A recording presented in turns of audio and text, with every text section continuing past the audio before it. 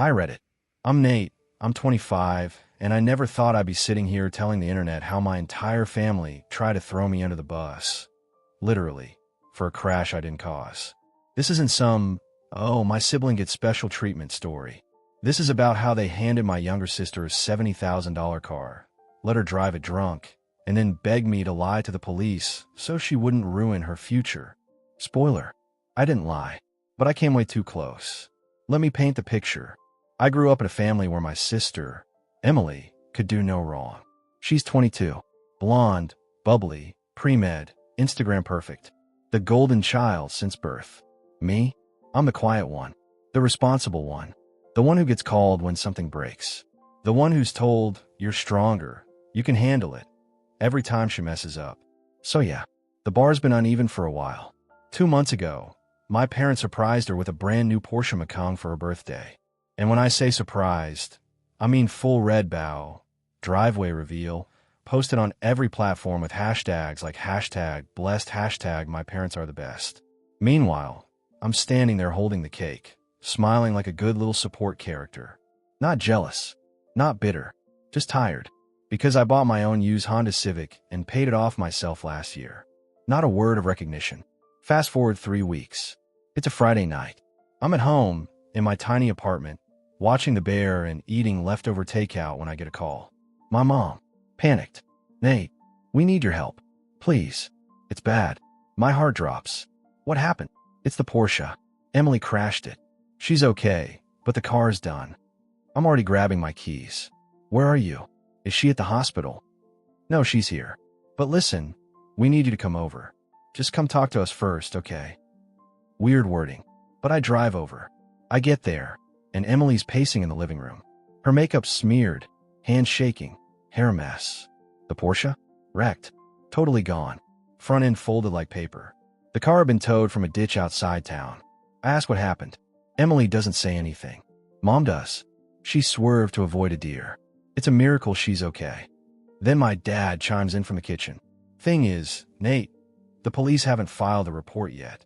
And, well, it's complicated. My stomach turns. Complicated how? He looks me dead in the eyes. She'd been drinking. Not a lot. Just a little wine. But still, it could screw up her med school applications. Her future. You know how they are. Okay, so, we need you to say it was you driving. I thought he was joking. Laughed like an idiot. Then I looked at my mom, who was nodding. Emily still hadn't said a word. I said, you want me to lie to the police? About driving drunk. In a crash I wasn't even in. For a car that's not mine. It's not lying, my mom said. You hadn't been drinking. It's safer this way. It's insurance fraud. And obstruction. No one has to know. Just say you were borrowing it. I don't even live here. Then Emily finally spoke. Quiet. Tearful. Please, Nate. I can't lose everything over one mistake. I'll owe you forever. That forever hit weird. Because suddenly it was all on me. Her mistake. Their cover-up. And somehow I was the one who had to absorb it to keep this illusion of a perfect family alive. I left. Didn't say goodbye. Just walked out and drove back home in total silence. That night, I couldn't sleep. Not because I was confused, but because for the first time, I saw it clearly. They didn't just prefer her. They believed she mattered more. And me? I was just the cushion. The cleanup guy. The backup plan. The next morning, I got 3 calls. Ignored all of them. Then a text from Emily. You always said you'd do anything for family. Guess not. That one made my chest tighten.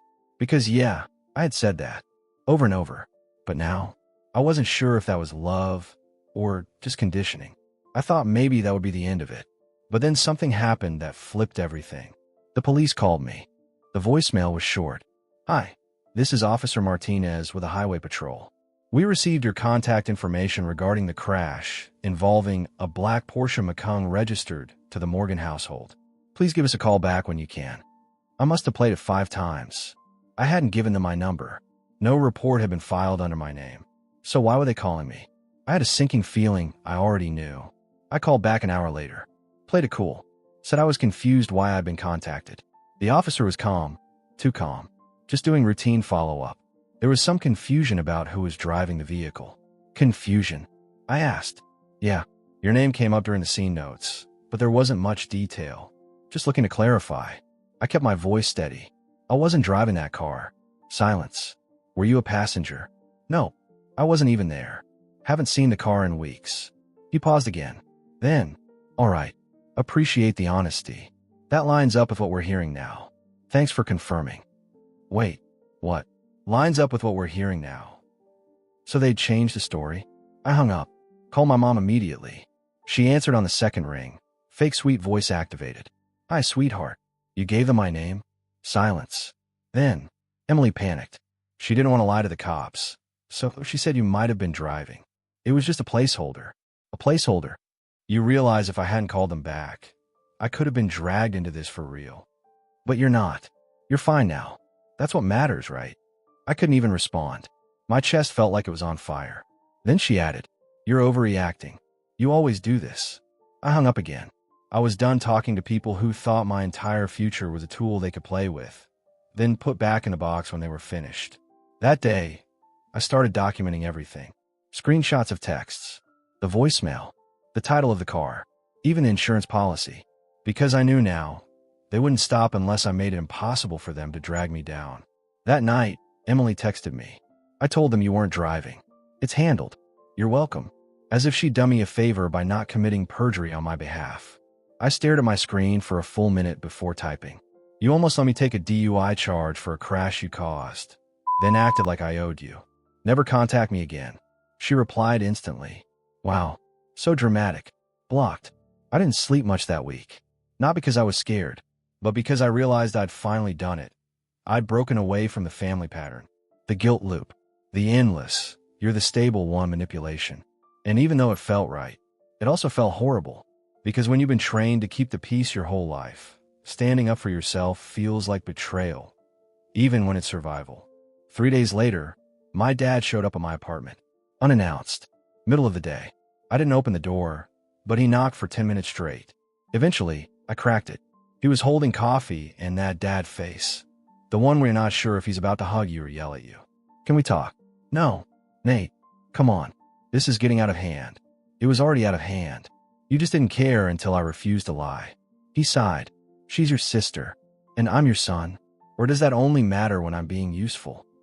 That shut him up. He shifted. She made a mistake. We all panicked. And your solution was to ruin my record for her mistake. You're blowing this up. I slammed the door. That night, I got a message from an unknown number. A friend of Emily's. Some guy named Kyle. I'd met him once at a barbecue. Hey man, just between us. Emily's saying you're going to take the fall for her because you've always been the fixer. Honestly, I think she's bragging. Just thought you should know. Bragging. She was bragging. Like this was some flex. Like nearly destroying someone else's life was proof of power. That's when I decided to be done. Not just with her. With all of them. I called my landlord and asked if I could break my lease early. I started looking for jobs out of state. I unfollowed every family member on social. Blocked numbers. Erased birthdays from my calendar. Because this wasn't a rift. It was a full break. You know what's wild? I didn't even feel sad. Just free. Like for the first time, my life wasn't something they could negotiate or hijack. It was mine. Mine to protect. Mine to drive. No pun intended. I moved. Not just emotionally. Physically. New city. New zip code. New job. No family forwarding address. I didn't tell anyone where. Didn't post about it. Didn't announce a fresh start on Instagram. I just left. And for the first time in my life, I felt light. Like I wasn't carrying other people's mess for them. No more waking up to manipulation masked as concern. No more guilt trips disguised as dinner invitations. Just quiet mornings, hot coffee, and my own decisions. I got a job doing tech support for a company that didn't know my sister's name. I made new friends who weren't on a first-name basis with family drama. I even started dating again. Her name's Mariah. Smart, emotionally stable, actually listens when I talk. Doesn't flinch when I say things like, yeah, I cut off my family after they tried to let me take a DUI for my sister. She just said, good, that sounds like a boundary. Things were better. But trauma doesn't just vanish because your zip code does. I still double-locked my car doors. Still felt my stomach drop every time I saw no caller ID flash on my phone. Still had dreams where I was sitting in a courtroom, my parents watching silently while I got sentenced for a crash I didn't cause. So yeah, better, but not healed. Then, out of nowhere, I got a package. No return address. Just my name. Handwritten. Inside, a framed photo of me and Emily. From 6 years ago. Us at the lake. Arms around each other. Big smiles. Underneath the glass, a note. You were my hero once. I missed that version of you. No signature. But I knew the handwriting.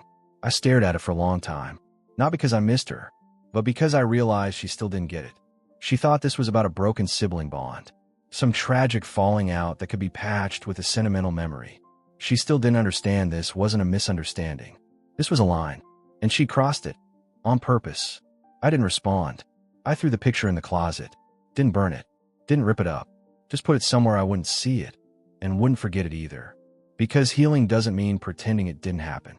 It means knowing exactly what happened and refusing to relive it. 2 weeks later, I got a voicemail. This time from my mom. I hadn't heard her voice in over 2 months. She sounded softer. Older, maybe. Hi, baby. I know you probably don't want to hear from me. I wanted to say we're sorry. Really, truly sorry. We miss you. Emily misses you. Please call back. No pressure. I didn't call back. I sent it to Mariah. She listened and said, that sounded less like accountability and more like an invitation to walk back into the fire. Exactly. But still, it worked its way into my head. Like a virus. The what if virus. What if they've changed? What if they really are sorry? What if cutting them off was too extreme? I started feeling that old weight again. That urge to fix things. To smooth things over. But then I got a second voicemail. From my dad. And that one killed it. Son, this is your father. I think you've made your point. Now it's time to come home and stop being dramatic. You don't throw away family over a damn car. There it was. The truth. The same mindset that caused this entire situation in the first place. That was the problem. That my boundaries were the offense. That they were the ones hurt because I dared to defend myself. I blocked both numbers again. This time without hesitation. Because that second voicemail, that was the nail in the coffin. Not because it was cruel. Because it proved nothing had changed. A week later, Mariah and I went to a little rooftop bar downtown. We were just talking, laughing, sharing fries. And she said something that stuck with me. You know, you never act like a victim when you tell your story. You sound like a guy who escaped. I sat with that. Because she was right. I didn't walk away from my family because I wanted revenge. I walked away because they left me no other option. Because they handed me a lie and asked me to wear it like a badge. And I said no. That's not weakness. That's freedom. It started with a wedding. Not mine, obviously. A cousin, one I actually liked who'd stayed out of all the drama. He sent the invite with a handwritten note that read, hope to see you there. No pressure. I totally get it if it's a no. But if it's a maybe, I'd love to have you. That maybe haunted me. Because if I went, I'd see them. All of them. My mom. My dad. Emily.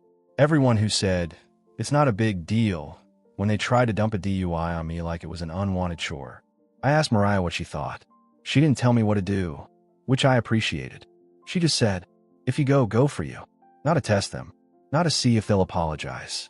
Go because you're ready, or don't go at all. So I waited a few days. Then RSVP'd yes. The wedding was at a vineyard 2 hours away. I arrived late on purpose. Sat near the back. Avoided small talk. Watched the ceremony with a smile, but a wall up. At the reception, I stayed outside on the patio most of the night. That's where she found me. Emily. She walked over like she owned the moment. Still pretty. Still put together. Still acting like the center of gravity. Didn't think you'd show. Didn't think I'd be invited. She smiled like we were joking. We weren't. I meant what I said, she said quietly. I missed the version of us that didn't hate each other. That version died when you tried to let me take a felony for you. She flinched, but didn't deny it. I was scared, she said. It wasn't planned. I panicked. Mom and Dad, they pushed me to ask. I didn't know what else to do. You could have said no. You don't understand what it's like to be me in this family. That sentence. That's when I realized we weren't having the same conversation. I was talking about accountability. She was talking about pressure. You're right, I said. I don't know what it's like to be the one they protect, no matter what. I only know what it's like to be the one they expect to sacrifice everything, silently, so you can keep your life clean. She looked down. Finally. Then, quietly. You really hate me now, don't you? No, I said. I don't think about you enough to hate you anymore.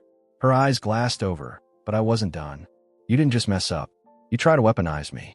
And when I refused, you acted like I broke the family. You did, she snapped. They barely talk anymore. Mom cries all the time. Dad checked out. You leaving ripped everything apart. I took a breath. This was it. This was the moment I could cave. Could apologize. Could try to be the glue again. But I didn't. I didn't break the family, Emily. I just refused to lie for it anymore. You think you're better than us. No. I think I finally realized I'm worth more than the role you all kept me trapped in. Silence. She wiped her eye and said, So that's it. We're just strangers now. No. Strangers don't have shared trauma. I walked away. I thought that would be the hardest part. It wasn't. Because 20 minutes later, I bumped into my mom near the dessert table. She looked older. Tired. She didn't yell. Didn't cry. Just stood there with a sad smile. You grew up, huh? No. I just stopped shrinking. She nodded. I know we failed you. You tried to break me. That's different. She took a deep breath. I miss you. Every day. I miss the version of you I thought I had. She looked like she wanted to argue, but didn't. Instead, she just whispered, We didn't know how to handle it. We panicked. Then maybe don't raise your kids in a panic. She nodded again. You look strong. I am. And then she said it. You don't have to forgive us. But please, don't let this be the last time we speak. I didn't give her an answer. Just walked back outside. Took one long breath. Looked at the stars. And knew, for the first time in my life, I wasn't holding their pain anymore. They'd handed me a burden, and I'd finally given it back. I drove home from that wedding with a kind of silence I hadn't felt before. Not anxious silence. Not angry silence. Just space. Like I'd finally cleared out the emotional noise, the guilt smog that had been hanging over my head for years. I didn't replay what I said to Emily. I didn't second-guess the way I talked to my mom. I didn't wonder if I was too harsh or too cold. Because for the first time in my life, I told the whole truth without softening it for their comfort. And it didn't kill me. It made me feel alive. The next few days were quiet. No texts. No calls. No guilt-charged voicemails. And strangely, I didn't feel abandoned. I felt free. I realized something I'd never dared admit before. They needed me more than I ever needed them. They needed someone to absorb the chaos, to carry the shame, to keep things moving forward without asking questions. But me? I just needed one thing. Respect. And when I didn't get it, I walked. Not to prove anything, but because staying meant losing myself. A week later, I had dinner with Mariah. We sat outside, watching the sun melt into the skyline, and she asked, Do you think they'll ever really change? I thought about it for a while, then said, I don't know, but I do know I won't wait around to find out. She smiled and nodded. That's the healthiest answer I've ever heard. I smiled back, and I meant it, because healing isn't about waiting for other people to become better. It's about choosing to be better yourself, even if that means doing it without them. A few days later, I got an email from my dad. Short, no frills, just this. We're trying to do better. I know it doesn't fix anything, but if you ever want to talk, you're welcome. No guilt, no excuses, just open. And maybe that's growth. Maybe it's performative. I didn't reply, but I didn't delete it either. Because I'm not interested in revenge anymore.